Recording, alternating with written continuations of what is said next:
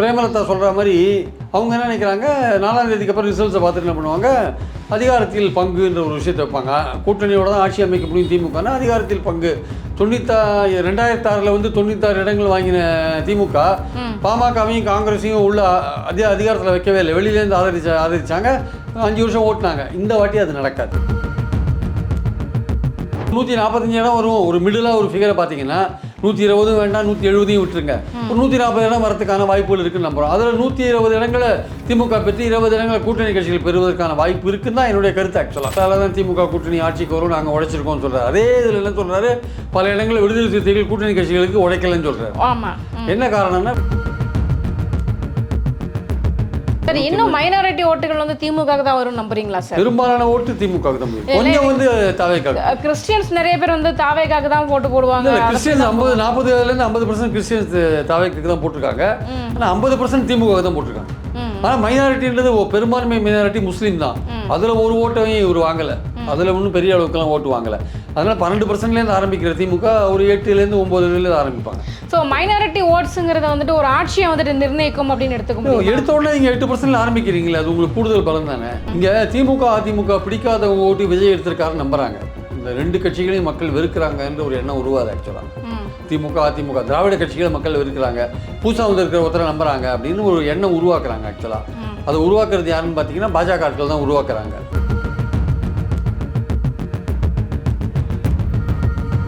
அதாவது திமுக அதிமுக மக்கள் வெறுக்கிறாங்க, அதனால அவங்களே விஜய்க்கு தான் ஓட்டு போட்டாங்க. பாஜக இருக்கிற உயர் ஜாதி ஆட்கள் இருக்காங்கல்ல, அவங்க எல்லாமே விஜய்க்கு தான் ஓட்டு போட்டாங்க.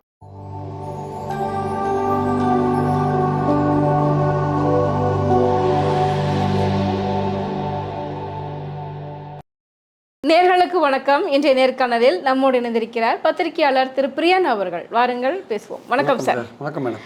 பிந்தைய கருத்து கணிப்புகள், தேர்தலுக்கு பிந்தைய கருத்து கணிப்புகள் ஒரு பக்கம் வந்திருந்தாலும் அரசியல் கட்சியில் இருக்கக்கூடிய நிறைய தலைவர்கள் வந்து பார்த்தீங்க அப்படின்னா பல்வேறு விதமான கருத்துக்களை வந்து வெளியிட்டு வராங்க. குறிப்பாக பிரேமலதா அம்மையார் என்ன சொல்லியிருக்காங்கன்னா, ரிசல்ட் வரட்டும், ஆட்சியிலும் அதிகாரத்திலும் பங்கு பற்றி பேசலாம் அப்படின்ற மாதிரி. திருமாவளவன் என்ன சொல்லியிருக்காங்கன்னா, திமுக கூட்டணி ஜெயிச்சிச்சுன்னா அதுக்கு நாங்கள் முக்கியமான காரணம் அப்படின்ற மாதிரி. இன்னும் இது போல் நிறைய பேர் பேசிக்கிட்டு இருக்காங்க. என்ன சொல்ல வராங்க? எல்லாம் இடத்த ரிசர்வ் பண்ணி வைக்கிறாங்க. அதிகாரத்தில் பங்கு அப்படின்ற இடத்துக்கு போகிறாங்க எல்லாருமே. அதாவது அவங்க என்ன நினைக்கிறாங்க, திமுக தனித்தே மெஜாரிட்டி வராது, கூட்டணியோடு சேர்ந்து ஆட்சி அமைக்க முடியும் அப்படின்ற இடத்துக்கு அவங்க நகர்றாங்க. ஆக்சுவலாக பிரேமலதா என்ன சொல்கிறாங்க, 4ஆம் தேதிக்கு அப்புறம் பார்க்கலான்றாங்கல்ல. அவங்களும் ஏற்கனவே அதிகாரத்தில் பங்கு, எங்கள் துணை இல்லாமல் ஆட்சி அமைக்க முடியாதுன்னா வரப்போகிறது கூட்டணி ஆட்சின்னு தான் ஏற்கனவே பிரேமலதா முன்னாடியே பேசியிருந்தாங்க. திமுக அன்றைக்கி வந்த பிறகு கொஞ்சம் பேசதான் இருந்தாங்க. இப்போ அவங்க மறுபடியும் இப்போது தாவேக்காவுடைய குரல் அதிகமாக இருக்குல்ல, தாவேக்கா வந்து ரொம்ப அதிகமாக ஓட்டு வாங்கிடும், அது யாரை டேமேஜ் பண்ணணும் தெரியாது, இல்லை அதுவே கூட ஆட்சிக்கு வந்துருமா சொல்ல முடியாது, அதுக்கும் திமுகவுக்கு தான் போட்டி அதிகமாக இருக்குது. அதில் திமுக ஓரளவுக்கு தேடி வந்துடும், அது ஒரு மெஜாரிட்டி வந்துடும், இல்லை திமுக அணி தான் மெஜாரிட்டி வரும், திமுக தனியாக வராது. இந்த மாதிரி பல விஷயங்கள். அதிமுக பற்றி யாரும் கவலைப்படுற மாதிரி தெரில. அதிமுக வரும், அதிமுக கூட்டணியோட வரும், அந்த பேச்சே இப்போ போச்சு. திமுக வருமா வராதா, தாவேக்கா எவ்வளோ வரும், இதுதான் இங்கே பாயிண்ட்டாக இருக்குங்க. ஆக்சுவலாக அப்போ திமுக அணிகளோட கூட்டணியோடு தான் ஆட்சிக்கு வரும் அப்படின்னா அப்போ இவங்களோட ரோல்லாம் முக்கியமாகுது இல்லை, இவங்களோட ரோல்லாம் முக்கியமாகுது இல்லை. அப்போது சில இடத்துல தாவேக்காவினர் பிரேமலதா சொல்கிற மாதிரி அவங்க என்ன நினைக்கிறாங்க, 4ஆம் தேதிக்கு அப்புறம் ரிசல்ட்ஸை பார்த்துட்டு என்ன பண்ணுவாங்க, அதிகாரத்தில் பங்குன்ற ஒரு விஷயத்தை வைப்பாங்க. கூட்டணியோட தான் ஆட்சி அமைக்க முடியும் திமுகனா அதிகாரத்தில் பங்கு. 2006 வந்து 96 இடங்கள் வாங்கின திமுக பாமகவையும் காங்கிரஸையும் உள்ள அதிகாரத்தில் வைக்கவே இல்லை. வெளியிலேருந்து ஆதரிச்சாங்க. 5 வருஷம் ஓட்டினாங்க. இந்த வாட்டி அது நடக்காது. இந்த வாட்டி அது நடக்கிறதுக்கான வாய்ப்பு இல்லை. ஏன்னா இவங்க வந்து அதிகாரத்தில் பங்குன்றது ரொம்ப தெளிவாக இருக்காங்க. 20 வருஷம் கடந்து போச்சு. மக்களுடைய அந்த கட்சிகளுடைய மனநிலையெல்லாம் மாறி இருக்கு. நீங்கள் அந்த காலத்திலேயே எடுத்த கொள்கை முடிவுபடி நான் யாருக்கும் அதிகாரத்தில் பங்கு கொடுக்க மாட்டேன், நீங்கள் வெளியிலேருந்து ஆதரிக்கணும்னா அந்த நிலைமை ஒத்துக்க மாட்டாங்க. எந்த கட்சியும் ஒத்துக்க மாட்டாங்க. திமுக தனித்தே 120 125 இடம் வந்துருச்சுன்னா பிரச்சனை இல்லை. ஆனால் அது வந்து 108 இடம் தான் வந்தது, 100 இடம் தான் வந்தது, கூட்டணி கட்சியை சேர்த்தா தான் 120 வரும் அப்படின்னா அதிகாரத்தில் பங்குன்றது ரொம்ப முக்கியமாக இருக்கும். முக்கியமான இலாக்கா வேற கேட்பாங்க. அதில் பிரேமலதா மேடம் அதை கேட்குறது வந்துட்டு கொஞ்சம் பார்த்தீங்க அப்படின்னா கிட்டத்தட்ட அவங்க ஓட் பர்சன்டேஜே ரொம்ப கம்மியாக தான் இருக்கும். 0.5% கீழே தான் இருக்குது அப்படின்னும் போது அவங்களுக்கு 10 சீட் கொடுத்துருக்காங்க. 10 சீட்டில் கொஞ்சம் ஒரு 5 ஜெயிக்கணும். இந்த மாதிரி விஷயங்கள்லாம் இருக்குது அப்படின்னும் போது அவங்களுக்கு அவ்வளவு ஆதரவு இருக்குது அப்படின்னு நினைக்கிறீங்களா சார்? இல்லை, அவங்களும் ரிசல்ட்ஸ் எதிர்பார்த்தானே இருக்காங்க. ஏன்னா எனக்கு தெரிஞ்ச வரையும் இந்த விஜயோடைய அந்த வரவுன்றது வந்து கடைசி ஒரு வாரத்தில் ரொம்ப அதிகமாக போச்சு. ஆக்சுவலாக தேர்தலுக்கு வாக்குப்பதிவுக்கு முன்னாடி அது பெரும்பாலும் அந்த திமுக கூட்டணி கட்சிகளை ரொம்ப பாதிச்சிருக்கும். எங்கெங்கே வந்து உதயசூரியன் போட்டி போடலையோ அந்த இடங்கள் ரொம்ப பாதிச்சிருக்கும். அதனால் இந்த கூட்டணி கட்சிகள் இந்த வாட்டி திமுக கூட்டணி கட்சிகளோ ஈவன் அதிமுக கூட்டணி கட்சிகளோ அதிகமாக ஈவன் பாஜக உட்பட சொல்கிறேன், அதிகமான இடங்களில் வெற்றி பெறத்துக்கான வாய்ப்பே ரொம்ப குறைவு. அதனால் இவங்க வந்து 2-3 இடத்துல இவங்க வின் பண்ணால் பெரிய விஷயம். யார் அம்மாவும் பையனும் வின் பண்ணுறதுக்கான வாய்ப்புகள் நிறைய இருக்குது தேமுதிகவில். மற்றவங்க எவ்வளோ அனகை முருகேசன் வின் பண்ணுறதுக்கான வாய்ப்பு இருக்குது பல்லாவரத்தில். மற்றவங்களாம் எவ்வளோ தூரம் வெங்கடேசன் மயிலத்தில் வின் பண்ணுவார் சொல்கிறாங்க, சிபி சண்முகத்தை எடுத்து வின் பண்ணுறது ரொம்ப கஷ்டம். ஸோ பொறுத்து தான் பார்க்கணும். அதனால் ஒரு 2-3 இடங்கள் வின் பண்ணுவாங்க. ஆனால் 2-3 இடங்கள் வின் பண்ணால் கூட அதிகாரத்தில் பங்கு கேட்பாங்க. ஆனால் திமுக வந்து தனியே மெஜாரிட்டி வந்துட்டு வச்சுக்கோங்க. என்னுடைய கருத்தை கேட்டிங்கன்னா திமுக தனிச்சே கூட ஒரு 125 வரத்துக்கான வாய்ப்பு இருக்குன்னு தான் என்னுடைய கருத்து. நிறைய பேர் சொல்கிறாங்க, ஏன்னா பல கருத்து கணிப்புகள் பெரும்பாலான கருத்து கணிப்புகள் திமுக அணிக்கு வந்து 120லேருந்து 170 இடங்கள் வரையும் கொடுக்குறாங்க கருத்து கணிப்பு, பெரும்பாலான கருத்து கணிப்புகள். அப்போ அது ஒரு 145 இடம் வரும். ஒரு மிடிலாக ஒரு ஃபிகரை பார்த்தீங்கன்னா 120 வேண்டாம், 170 விட்டுருங்க, ஒரு 140 இடம் வரதுக்கான வாய்ப்புகள் இருக்குன்னு நம்புகிறோம். அதில் 120 இடங்களை திமுக பெற்று 20 இடங்களை கூட்டணி கட்சிகள் பெறுவதற்கான வாய்ப்பு இருக்குன்னு தான் என்னுடைய கருத்து. ஆக்சுவலாக அதுதான் நடக்கும்னு நினைக்கிறேன். இல்லை அப்படி நடக்கலை வச்சுக்கோங்க, கூட்டணியோடு தான் ஆட்சி அமைக்க முடியும்னா பிரேமலதா 2 இடம் வாங்கினாலும் சரி, 1 இடம் வாங்கினாலும் சரி, அதிகாரத்தில் பங்கு இல்லாமல் அவங்க சப்போர்ட் பண்ண மாட்டாங்க. அவ்வளோ தூரம் ரொம்ப இதுவாக இருக்காங்க, அதிகாரத்தில் பங்கு வேணும். அதே தான் விடுதலை சிறுத்தைகளும். ஆமாம், விடுதலை சிறுத்தைகளுக்கு என்ன பிரச்சனைனா அவர் சொல்கிறாரு எங்களால் தான் திமுக கூட்டணி ஆட்சிக்கு வரும், நாங்கள் உடைச்சிருக்கோம்னு சொல்கிறார். அதே இதில் என்ன சொல்கிறாரு, பல இடங்களில் விடுதலை சிறுத்தைகள் கூட்டணி கட்சிகளுக்கு உடைக்கலன்னு சொல்கிறாரு. ஆமாம், என்ன காரணம்னா விடுதலை சிறுத்தைகள் விஜய் சைடு போயிட்டாங்க. ஒரு அதிருப்தி இருந்துகிட்டு தானே இருக்குது சார் விஜய் சைடு போயிட்டாங்க. பாமகவுக்கு இதோட பெரிய பாதிப்பு. அதிமுக கூட்டணிக்கு மத்திய மண்டலத்தில் அதிமுக பாமக ஸ்ட்ராங்காக வரும்னு சொன்னாங்கல்ல, அது இதை விட பெரிய பாதிப்பு. பாமக ஓட்ட எடுத்துன்னு போறாரு, பாமக ஓட்ட ராமதாஸ் எடுத்துன்னு போறாரு, விஜய் எடுத்துன்னு போறாரு. அங்கேயும் அதிமுக அணிக்கும் பாதிப்பு, இங்கே திமுக அணிக்கும் பாதிப்பு. என்ன திமுகவுக்கு ஆறுதல் என்னன்னா தேமுதிகவை சேர்த்தது திமுக அணியோடைய ஓரளவுக்கு பலம் கொடுக்கும். அதே மாதிரி காங்கிரஸை விடாமல் தக்க வச்சது ஓரளவுக்கு பலன் கொடுக்கும். இந்த விஜயோடைய விஷயங்கள் பெருசாக வரும்ன்ட்டு தான் ஸ்டாலின் ரொம்ப யோசிச்சு இவங்களெல்லாம் தக்க வச்சார், இவங்களெல்லாம் உள்ளே இழுத்தார். அந்த ஸ்ட்ராட்டஜிலாம் அதெல்லாம் தான் பண்ணினார். கமலை பிரச்சாரத்தை கூப்பிட்டது எல்லாமே அதெல்லாம் தான் பண்ணினார். ஆனால் அதிமுக கோட்டை விட்டுது, விஜயை ஸ்ட்ராங்காக எதிர்க்காமல் ஒரு மாதிரி தடவி கொடுத்து சாஃப்டாக போய் கட்சியில் அவன் இவங்களுக்கு ஆப்பு வச்சுட்டாங்க கட்சியில். அப்போது பாமக ஓட்டை அவர் எடுக்கிறார். பாமக ஓட்டை எடுத்து அதிமுக அணி தான் பாதிக்கப்படும். இப்போ மத்திய மண்டலத்தில் வந்து பாமக அதிமுக கூட்டணி நல்ல இடங்கள் எடுக்குன்ற பேச்சு அடிபட்டு போச்சு. அவர் ஓட்டை எடுத்துன்னு போகிறார். ஆனால் திமுகவுக்கு என்ன அட்வான்டேஜ்னா வன்னியர் ஓட்டும் கொஞ்சம் வாங்குது, வன்னியர் அல்லாத இடைநிலை ஜாதிகள் இருக்காங்க அவங்க ஓட்டையும் வாங்குது, விடுதலை சிறுத்தைகள் கொஞ்சம் போன பிறகு இன்னும் கொஞ்சம் மிச்சம் இருக்குல்ல அதையும் வாங்குது, அதில் வாங்கி கொஞ்சம் எஸ்கேப் ஆகிடுது. அதுதான் அவங்களுக்குள்ள அட்வான்டேஜ். பாமக அதிமுக அணிக்கு விடுதலை சிறுத்தைகள் ஒன்றுமே கிடைக்காது. விடுதலை சிறுத்தைகள் ஓட்டை வந்து தாவேக்காவும் திமுகவும் பங்கு போட்டுருக்காங்க. முழுசாக போயிருந்தது தாவேக்காவும் கொஞ்சம் போகுது. அதே மாதிரி வன்னியர் அல்லாத இடைநிலை ஜாதிகள் செட்டியார், கோனார், நாயக்கர், நாயுடுலாம் இருப்பாங்கல்ல, வன்னியரே முழுசாக இருக்க மாட்டாங்கல்ல, அந்த ஓட்டெல்லாம் திமுக வாங்குது. அது காரணம் தேமுதிக அங்கே இருக்கிறது, காங்கிரஸ் அங்கே இருக்கிறது போன்ற விஷயங்கள். அப்புறம் மைனாரிட்டி ஓட்டை வாங்குது. அப்புறம் பயனாளிகள் அவங்களால பயன்பெற்ற பெண்கள் ஓட்டு கொஞ்சம் தாவேக்காக்கு போனாலும் அதையும் வாங்குது. இதெல்லாம் வாங்குறது மூலமாக அதிகமான வித்தியாசத்தில் வின் பண்ணாமல் ஒரு 2000 ஓட்டு 3000 ஓட்டில் வித்தியாசத்தில் வெற்றி பெறத்துக்கான வாய்ப்பு திமுகவுக்கு இருக்குது. அதனால தான் பல பேர் இன்னும் திமுக இன்னும் 160 இடங்கள் வரும்னு பல பேர் சொல்லிட்டு இருக்காங்க. இன்னும் மைனாரிட்டி ஓட்டுகள் வந்து திமுக தான் வரும் நம்புறீங்களா சார்? பெரும்பாலான ஓட்டு திமுக தான் போயிருக்கு, கொஞ்சம் வந்து தாவேக்காக. கிறிஸ்டியன்ஸ் நிறைய பேர் வந்து தாவேக்காக தான் ஓட்டு போடுவாங்க. கிறிஸ்டியன்ஸ் 40-40% 50% கிறிஸ்டியன்ஸ் தாவேக்காக தான் போட்டிருக்காங்க. ஆனால் 50% திமுக தான் போட்டிருக்காங்க. ஆனால் மைனாரிட்டின்றது பெரும்பான்மை மைனாரிட்டி முஸ்லீம் தான். அதில் ஒரு ஓட்டையும் இவர் வாங்கலை, அதில் ஒன்றும் பெரிய அளவுக்குலாம் ஓட்டு வாங்கலை. அதனால் 12%லேருந்து ஆரம்பிக்கிற திமுக ஒரு 8-9 ஆரம்பிப்பாங்க. ஸோ மைனாரிட்டி ஓட்ஸுங்கிறத வந்துட்டு ஒரு ஆட்சியை வந்துட்டு நிர்ணயிக்கும் அப்படின்னு எடுத்துக்கணும். எடுத்த உடனே நீங்கள் 8% ஆரம்பிக்கிறீங்களே, அது உங்களுக்கு கூடுதல் பலன் தானே. நீங்கள் மற்றவங்கலாம் 1லேருந்து ஆரம்பிக்கிறாங்கன்னா நீங்கள் 8லேருந்து முதல்ல 12லேருந்து ஆரம்பிச்சது திமுக 4% மைனாரிட்டி போனால் கூட 8லேருந்து ஆரம்பிப்பான்ல. அவன் 45% 21 வாங்கினா அவன் 10% கொஞ்சம் 35 இருப்பான். 35% 4 முனை போட்டியில் 35 இருந்தால் 130 இடம் ஈஸியாக வாங்கலாம், ஒன்றும் பிரச்சனையே கிடையாது. ஆனால் இவன் 39 இருக்க அதிமுக 10 இடம் குறைஞ்சு 29 ஆவான். 29 என்ன வாங்குவான்? விஜய்க்கு என்ன வரும்னே தெரியாது. விஜய் 23 வந்தாரா 25 வந்தாரா தெரியாது. அவருக்கு என்ன சீட்டு கன்வெர்ட் ஆகும் தெரியாது. ஒரு கருத்து கணிப்பாக ஒரு 120 இடம் வரையும் வாங்குவான்றாங்க. என்னையா பர்சன்டேஜ்னா 35ன்றாங்க. திமுகவுக்கு 35 போடுறாங்க. ஆனால் தாவேக்காவுக்கு அதிகமான இடங்கள் போடுறாங்க. ஒரு ரிட்டையர்டு ஐஜி சொல்கிறாரு தாவேக்கா 41% வாங்குன்றாரு. என்ன கணக்கில் சொல்கிறாருன்னு தெரியல. இன்னொருத்தர் ஒரு அரசியல் விஞ்ஞானி சொல்கிறாரு திமுக தாவேக்கா 50% வாங்குன்றார். இது மாதிரி பல பேர் சொல்கிறாங்க. தாவேக்கா பல இடங்கள்லேருந்து ஓட்டு எடுக்கிறான். அவன் மொத்தமாக எவ்வளோ ஓட்டு எடுப்பான், ஆட்சி அமைக்கிற அளவு ஓட்டு எடுப்பான்னா என்னுடைய கருத்துப்படி அவர் ஆட்சி அமைக்கிற அளவு ஓட்டு எடுக்க மாட்டார். நல்லா ஓட்டு எடுப்பார், என்ன சீட்டு வாங்குவார்னு தெரியாது, பல பேரை ஸ்பாயில் பண்ணுவார், குறைஞ்ச வாக்கு வித்தியாசத்தில் பல பேர் வின் பண்ணக்கூடிய வாய்ப்புகள் வரும். அதுதான் நான் நினைக்கிறது ஆக்சுவலாக. அப்போ திருமாவுடைய பாயிண்ட் என்னவா இருக்குன்னா, விடுதலை சிறுத்தைகள் பல இடத்துல வேலை செய்யலை திமுக அணிக்கு, அவங்க விஜய்க்காக வேலை செஞ்சுருக்காங்கன்றதான் அவர் சொல்கிறார், அதை அவர் ஒத்துக்கிறார். அதுக்கு காரணம் திருமா தான். திருமா நிறைய குழப்பம் பண்ணிட்டார் ஆரம்பத்தில். நான் போய் காட்டு மன்னார் கோயிலில் நிற்கிறது, அப்புறம் வாபஸ் வாங்குறது, அது மாதிரிலாம் பல விஷயங்கள் பண்ணிட்டார். அதெல்லாம் பண்ணியிருக்க வேண்டிய அவசியம் இல்லை. அதெல்லாம் அதே மாதிரி பார்த்தீங்க அப்படின்னா அந்த தொகுதி பங்கேற்றின் போது வந்துட்டு பார்த்தீங்கன்னா ரொம்ப காம்ப்ரமைஸாக போயிட்டாரு அப்படின்னு கூட எடுத்துக்கலாம். ஒரு குறைஞ்சபட்சம் தேமுதிக வாங்கின அந்த இரட்டை இலக்கமாவது இவருக்கும் கொடுத்துருந்தாங்க அப்படின்னா ஒரு ஆர்வமாக வேலை பார்த்துருந்துருப்பாரு இல்லையா? இல்லை, அவருக்கு போன வாட்டியோட அதிகமான இடங்கள் தானே கொடுத்தாங்க, 6லேருந்து 8 வரையும் கொடுத்தாங்கல்ல. 8 கூட 8 புதுசா வந்த தேமுதிகவுக்கு வந்துட்டு நீங்க 10 கொடுத்துருக்கீங்க. தேமுதிகவை சேர்த்தது தாங்க இப்போ எல்லார் ஓட்டையும் வாங்க முடியுது. இல்லாட்டி அது அங்கே அதிமுக அன்னைக்கு போயிருந்ததுன்னா திமுக ரொம்ப கஷ்டப்பட்டுருக்கோம், உயர் ஜாதி ஓட்டெல்லாமே அங்கே போயிருக்கோம். ஓரளவுக்கு தேமுதிக இருந்ததுனால தான் மொழி சிறுபான்மையோர் ஓட்டெல்லாம் வாங்குறாங்க திமுக.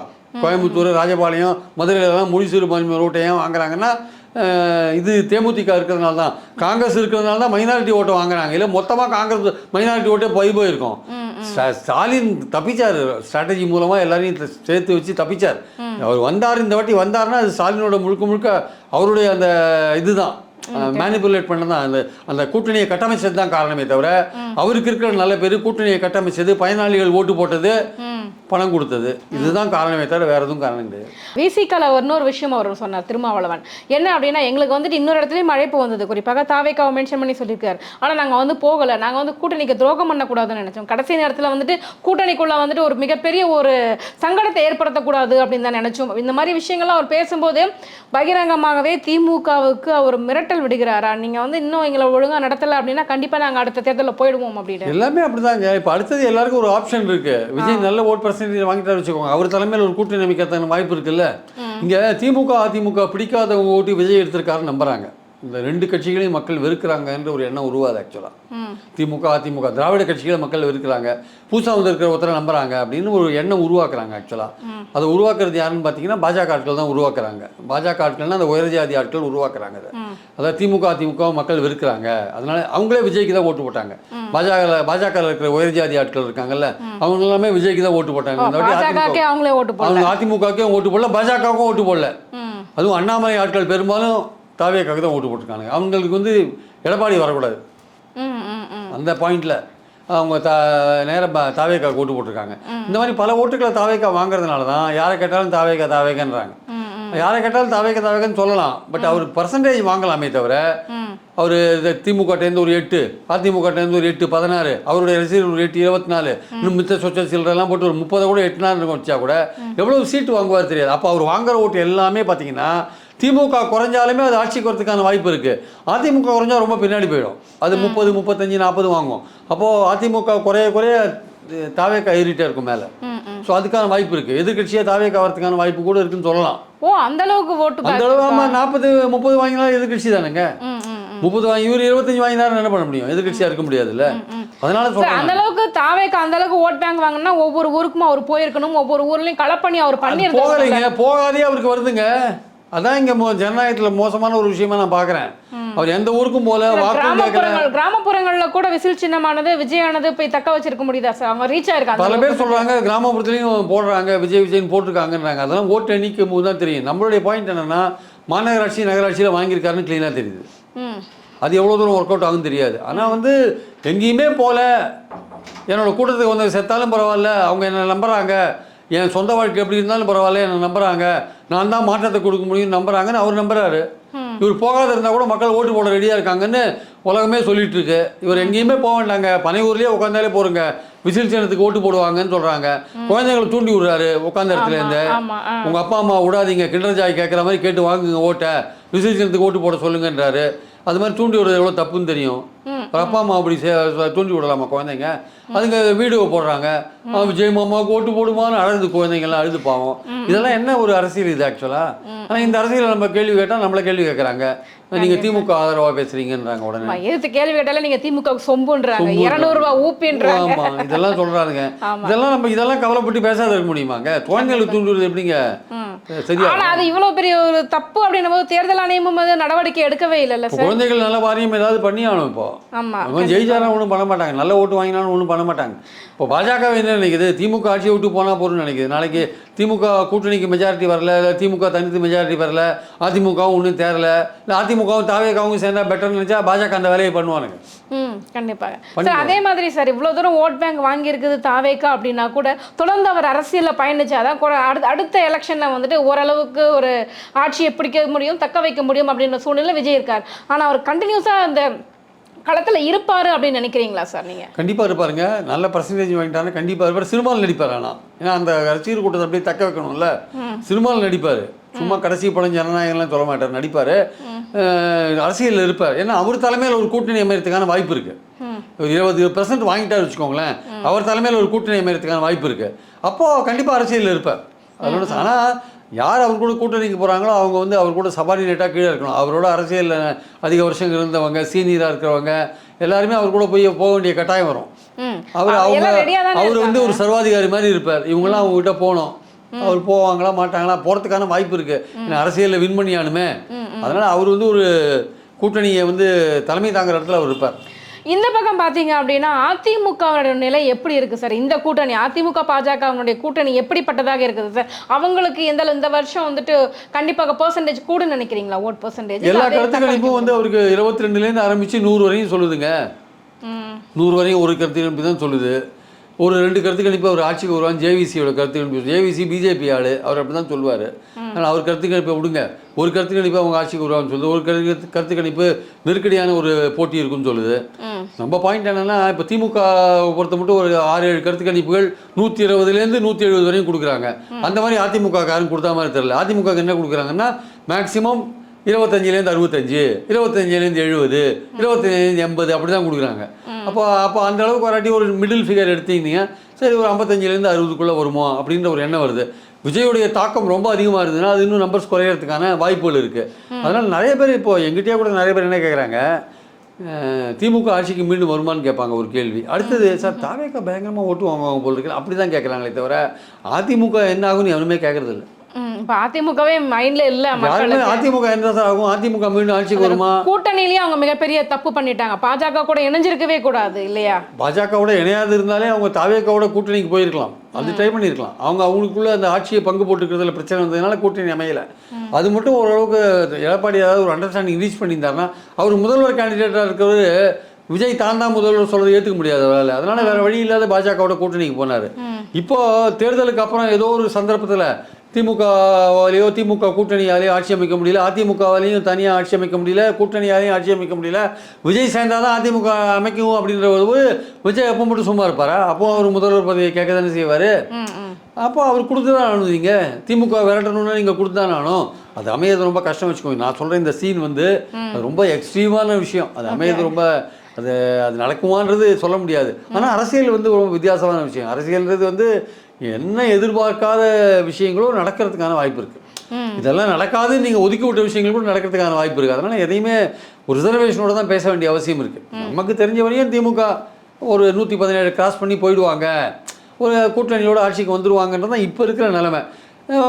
தாவேக்கா நல்ல ஓட் பர்சன்டேஜ் வாங்கும் அப்படின்ற மாதிரி தான் நம்ம நினைக்கிறோம். நல்ல ஓட் பர்சன்டேஜ்னா எத்தனை பர்சன்ட்? ஒரு 25% வாங்குவாங்க அப்படின்னு தான் நம்ம நினைக்கிறோம். ஆனால் சீட் எவ்வளோ வாங்குவாங்க நம்மளால் சொல்ல முடியல. ஸோ இந்த நிலையில் இருக்கும்போது நாளைக்கு என்ன சுச்சுவேஷன் வரும்னு சொல்ல முடியாது.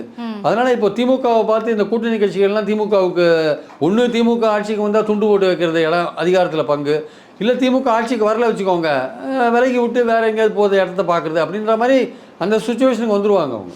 ஆனால் அதிமுக ஒரு வாய்ப்பு இல்லை, இனிமேல் விஜய் தான் ஒரு வாய்ப்புன்ற லெவலில் தான் போவாங்க ஆக்சுவலாக. சார் இன்னொரு பக்கம் பார்த்தீங்க அப்படின்னா இப்போ கூட்டணியில் திமுக கூட்டணியில் இருக்கிறவங்களே பார்த்தீங்க அப்படின்னா நிறைய கொந்தளிப்பில் தான் இருக்கிறாங்க. குறிப்பாக பாலகிருஷ்ணன் அவர்கள் பேசும்போது பார்த்தீங்க அப்படின்னா கம்யூனிஸ்ட் கட்சியில் மதிக்கவே இல்லை, தொகுதி கூட வந்து கூடுதலாக வந்து கொடுக்கல, அதுலேயும் ஒன்று குறைச்சிட்டாங்க அப்படின்ற மாதிரி. ஸோ எல்லாருமே ஒரு வித மனக்கசப்பில் தான் இருக்காங்க. அப்போவே மனக்கசப்பு தான் இருந்தாங்க. அப்போ அந்த சமயத்திலேயே அந்த இடது கம்யூனிஸ்ட் சார்பில் கூட்டணி பேச்சுவார்த்தையில் கலந்துட்ட ஒருத்தர் என்கிட்ட சொன்னார், சார் நாங்கள் வேறு வழி இல்லாமல் இந்த 5 இடத்த ஏற்றுட்ருக்கோம், நாங்கள் எங்கள் தொண்டர்கள்லாம் எங்களை வந்து கழுவி கழுவி ஊத்துறானுங்க. ஏன் இதை ஏற்றுனீங்க, ஏன் இதை ஏற்றுனீங்கன்னு எங்களால் பதில் சொல்லவே முடியல. எங்கள் தொண்டர்களுக்கு, எங்களுடைய கேடருக்கு, நாங்கள் எங்கள் தோழர்களுக்கு பதிலே சொல்ல முடியல சார். ரொம்ப பிரச்சனையாக இருக்குது எங்களுக்கு. ஆனால் இந்த சமயத்தில் நாங்கள் கூட்டணி விட்டு போனால் இருக்கிறதும் போனால் நாங்கள் எங்கே போவோம்? தாவேக்காக எங்களுக்கு நம்பிக்கை கிடையாது. அதிமுகவோட நாங்கள் போக முடியாது. தாவேக்கா ஒரு கட்சி மாதிரி நடத்தினா பரவாயில்ல, அது ஏதோ மேனேஜ்மெண்ட் கம்பெனி மாதிரி நடத்தின்னு இருக்காரு, அங்கே நாங்கள் போக முடியாது. இங்கே திமுக ஓரளவுக்கு எங்களுக்கு அனுசரணையாக இருக்குது. கொள்கை ரீதியாக நாங்கள் அங்கே இருக்கோம். பாஜக எதிர்ப்புன்ற அடிப்படையில் அங்கே இருக்கோம். நாங்கள் ஆல் இண்டியா லெவலில் ஒன்றா செயல்பட்டுருக்கோம். நாங்கள் இந்த இடத்துல போக முடியாது. ஆனால் இதை வந்து எங்களுக்கு இடங்களை வந்து ரொம்ப குறைச்சி கொடுத்து எங்களை வந்து ரொம்ப இது பண்ணுறாங்க, சங்கடப்படுத்துகிறாங்க.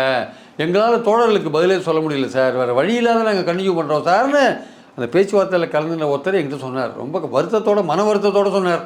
வேறு வழி இல்லாத அதுதான் இப்போ எதிர்வலிக்கிறார் பாலகிருஷ்ணன். அதெல்லாம் வந்து அப்போவே அவங்களுக்கு இருந்தது. வேற வழி இல்லாமல் வந்து கண்டினியூ பண்ணாங்க அந்த கூட்டணி. ஜெயிச்சிடுச்சு அப்படின்னா பிரச்சனை இல்லை, ஜெயிச்சதுல பிரச்சனை இல்லை. இல்லாட்டி இன்னும் திமுகவை நோக்கி பல கற்களை வீசுவாங்க இவங்க. திமுக விட்டு கொடுத்து நடக்கல, திமுக பெரிய எண்ணன் மனப்பான்மையோட நடந்து போச்சு, எல்லா விஷயமான கற்களும் திமுகவை நோக்கி வீசப்படும். எல்லாம் நடக்கும். போஸ்ட்மார்ட்டத்துல எல்லாம் நடக்கும். எதையும் எதிர்கொள்ள தயாராக, ஆமா, எதையும் எதிர்கொள்ள திமுக தயாரா இருக்கணும். கண்டிப்பாக சார். அப்ப இந்த கூட்டணியை வந்துட்டு நிலைக்குமா அப்படிங்கறது கேள்விக்குறிதான். டெஃபினட்டா. காங்கிரஸ் ஏற்கனவே காத்துட்டு இருக்கான் வெளில போறதுக்கு. அவன் ஆட்சியில பங்கு கொடுக்கலாம், இடத்த காலி போட்டு போயிட்டே இருப்பான். அதனால வந்து திமுக வந்து பலவிதமான பிரச்சனைகளை சந்திக்கிறதுக்கு தயாரா இருக்கணும். ஸோ ரொம்ப நெருக்கடியான ஒரு காலகட்டம். ஏன்னா தாவேக்கு அந்த அளவுக்கு ஆட்டத்தை கலைச்சிட்டாங்க. கண்டிப்பாக. எங்க கேள்விகளுக்கு ரொம்ப சிறப்பான பதில் சொன்னீங்க சார். ரொம்ப நன்றி.